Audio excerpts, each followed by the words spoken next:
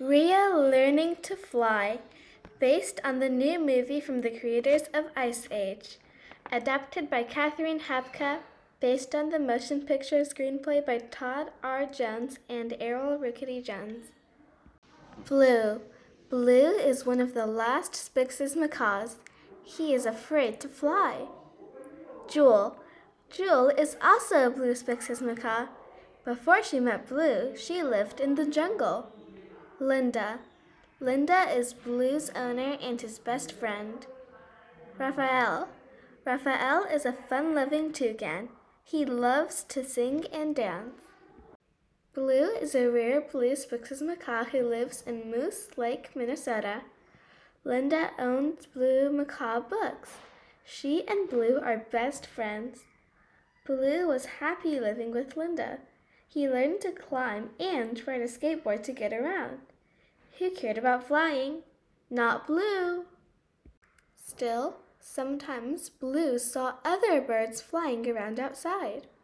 He couldn't help wondering what it would be like to fly.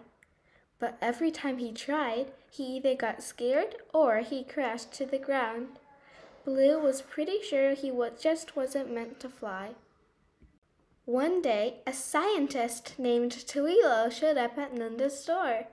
He told her that Blue was the last male of his kind. He convinced Linda to take Blue to Rio in Brazil. In Rio, Tuilo introduced Blue to Jewel.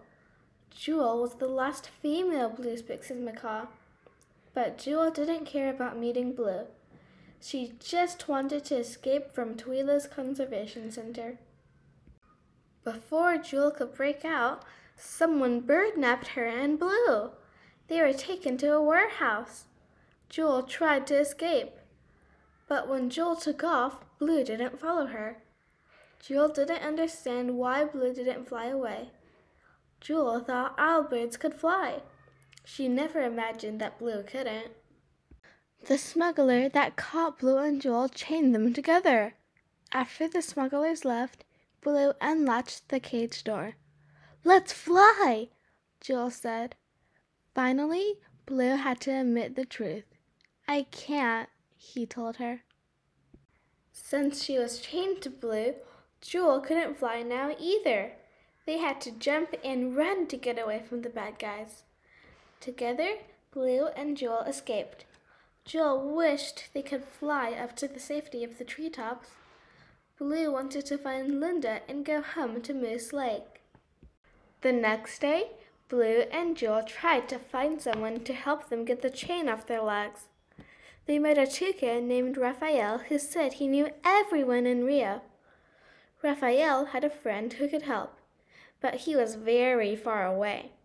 So Raphael decided it was time for Blue to learn how to fly. Raphael took Blue and Jewel to the top of a cliff. Blue looked down and said, "I don't think this is a good idea." "Flying isn't what you think in your head," Raphael said. "It's what you feel in your heart." Blue was terrified as he and Jewel ran to the edge of the cliff. "Come on, Blue," Jewel said. She took off, but Blue didn't. "Oh no, not again," Jewel cried.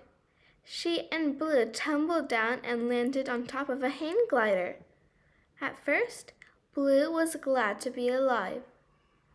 Then he looked around as they soared through the air. "Wow, this is incredible," he cried. Finally, Blue knew what it was like to fly. "See what you've been missing?" Jewel asked Blue. "Yes," Blue cried. "I feel it." He spread his wings and tipped right off of the glider. He and Jewel tumbled down and hit a hang glider pilot. They all screamed.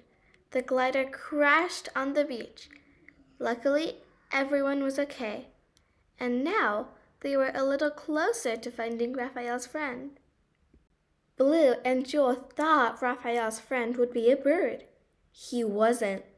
He was a scary, slobbery bulldog named Louise. But Louise turned out to be very nice. He knew how to help free Blue and Jewel. But even after the chain was off, Blue still couldn't fly. If Blue is going to find Linda, he will have to conquer his fears. He has to learn to fly if he's ever going to be able to follow his heart. The end.